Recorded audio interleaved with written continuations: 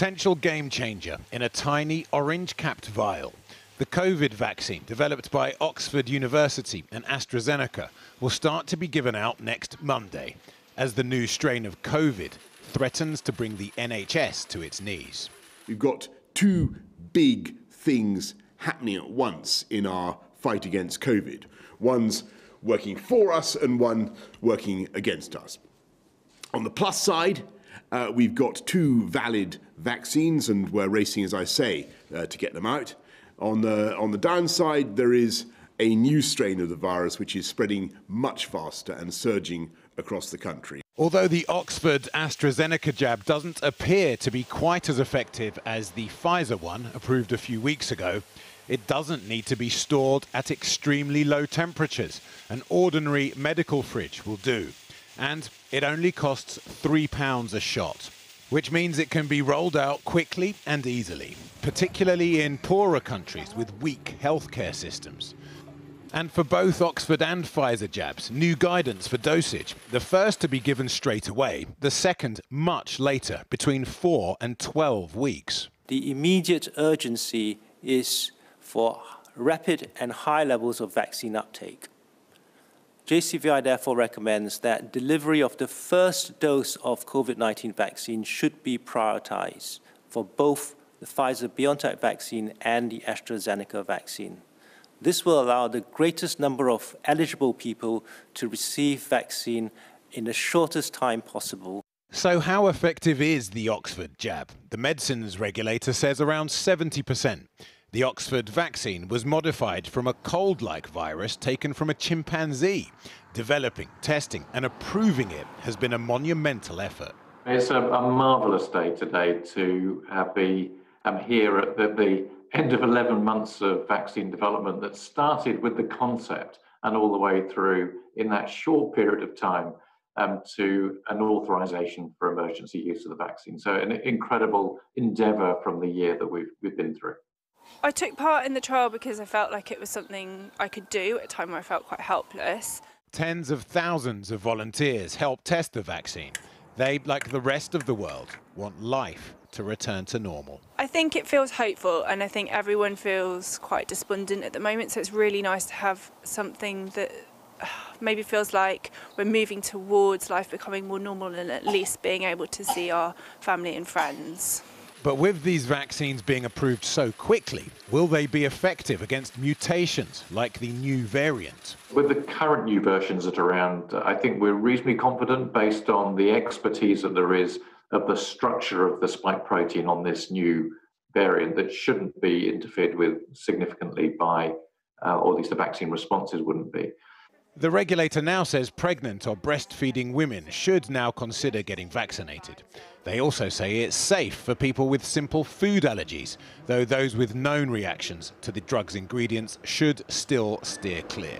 And some teachers will also soon be eligible for vaccination, a welcome development, with news that secondary and some primary schools in England will be online only for the start of term. Vaccination is one strand in our defense against the coronavirus. We need everything that we can do to protect ourselves, and at the appropriate time, when we can see the vaccine having a true effect on severe disease and protecting people from dying, then perhaps we can start relaxing social distancing measures. We are still a very long way from normality. Well, our health and social care editor, Victoria MacDonald, is in the newsroom. Victoria, another U-turn, this time on schools.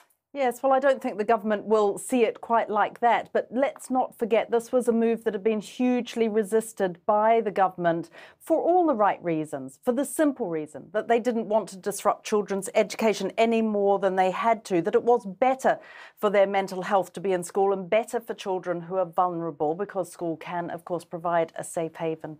But this was against a massively rising tide of infections and a growing clamour from scientists saying that schools shouldn't reopen reopen after Christmas until those rates started to fall.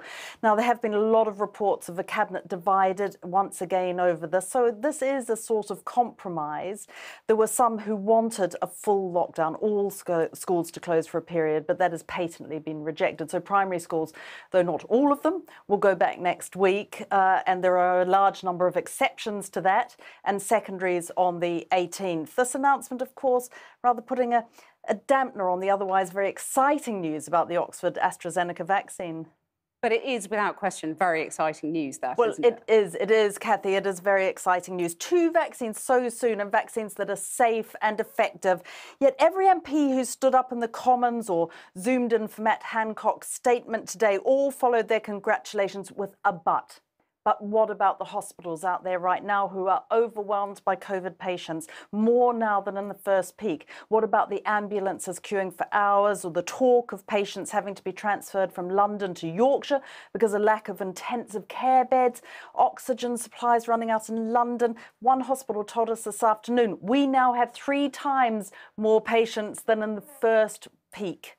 Staff are absent, having to self-isolate or are sick from exhaustion. Essex has declared a major incident and has asked for military assistance to build extra hospital capacity. So back to normal by spring may be the hope, but there are going to be some grim weeks ahead.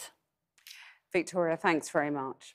Well, joining me now is Regius Professor of Medicine at Oxford University, Sir John Bell, who oversaw the vaccine's development. Professor Sir John, obviously a very difficult time, but this is absolutely brilliant news about the number of doses available, 530,000 available now, we're told. How soon can your partners AstraZeneca rush millions more out and ready, millions more doses? Well, I think that they're really capable of doing a great deal more than that. They've been working on the process of making this at scale. Of course, it's quite a complicated process, so it's taken some time to optimize it, but I'm pretty confident that they can generate millions of doses a week if we need them,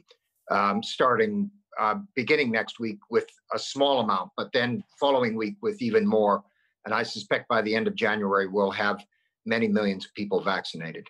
Right, so, because originally AstraZeneca had suggested they had 4 million doses ready to go, and yet today the Health Secretary said only 530,000. Have you got an explanation for that discrepancy?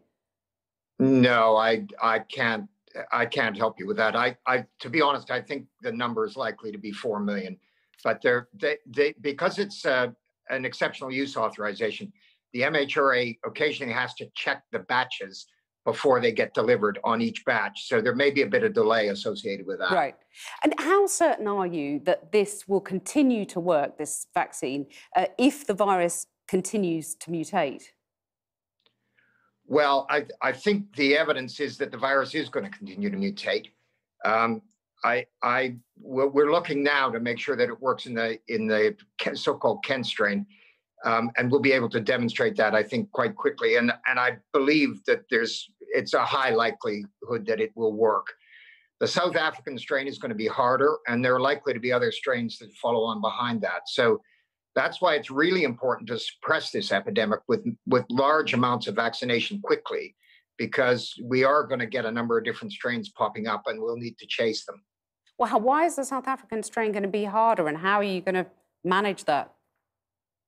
Well, the bit of the spike protein, which is the bit that binds to human cells, has got a component of it which is called the receptor binding domain that actually binds to the receptor on human cells, and it's shaped with sort of 2 shoulders and a neck, and the main mutations in the Kent strain are all on one shoulder, so-called position 519 in particular, but in the South African strain, there are mutations on both shoulders, which leaves us a bit exposed. So we don't know whether the vaccines are going to work for that or not. We hope they will, because there are certainly other sites, but it's a tougher strain to tackle than the Kent strain. Well, Professor John Bell, let's cling on to the good news that you have this vaccine now ready to roll out. That is great news indeed. Thanks very much for joining us. Great, thank you. Well, I'm joined now by the Minister in charge of the vaccine rollout, Nadeem Zahawi. Nadeem, it was previously reported, wasn't it, that AstraZeneca had 4 million doses ready to go. And yet today, it was a lot less than that the Health Secretary announced was ready in the Commons. How soon are you going to get that 4 million ready to roll out?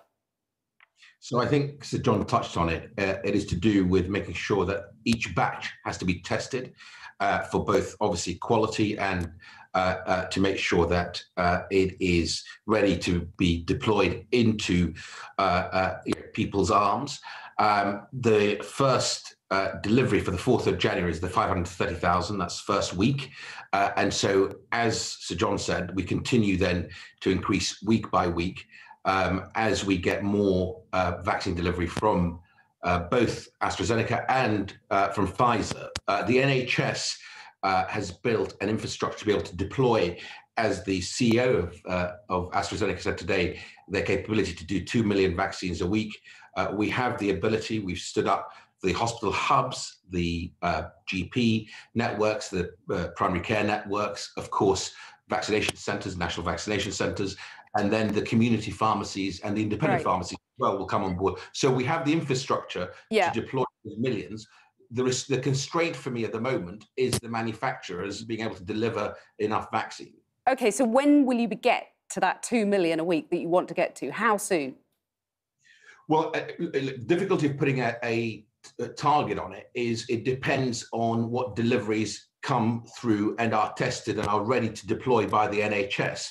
But I think confidently, as Matt Hancock has said, by the spring, we should have gone through pretty much the categories that we've been set by the Joint Committee on Vaccination and Immunisation as phase 1 in terms of people actually getting their vaccine. The other what does that, in number terms, what does that equate to? By Easter, how many people will have been vaccinated, do you predict? Well, look, I don't want to put numbers on it because I want to make sure we deliver week by week, month by month.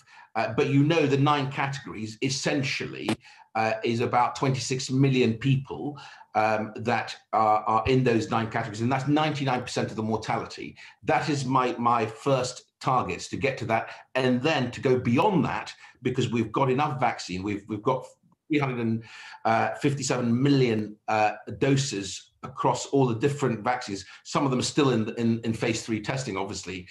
Some have come through, like obviously today with the AstraZeneca Oxford vaccine. But ultimately, I want to do it as quickly as possible. And today's announcement by the regulator to say that we can go up to 12 weeks between the 2 doses for both the Pfizer and for the AstraZeneca will allow even more people, the over 80s, the National Health Service workers, the frontline staff, and of course, care homes, residents, very important. There's a big push. You're not going to push those NHS staff to the top of the list, because we've heard heartrending pleas from medics about staff shortages, about oxygen shortages, about ambulances queuing, people being sent across the country. We're in for a very bleak few weeks, aren't we? Absolutely. And part of the reason why the good news today of the AstraZeneca Oxford vaccine allows us to push NHS staff absolutely top. They were already in the second category. So category 1 was the nursing home residents and home staff and the over 80s. And category 2 was the NHS frontline. So up until now, we've been running at about 70% over 80s and the balance of care staff and National Health Service staff. Having the second vaccine and that additional volume will allow us to accelerate that even further. Right, so NHS staff will start getting vaccinated as of next week? Well, some have already begun to be vaccinated as of in quantity? In much greater quantity, absolutely right. Nadeem Zahawi, thanks very much.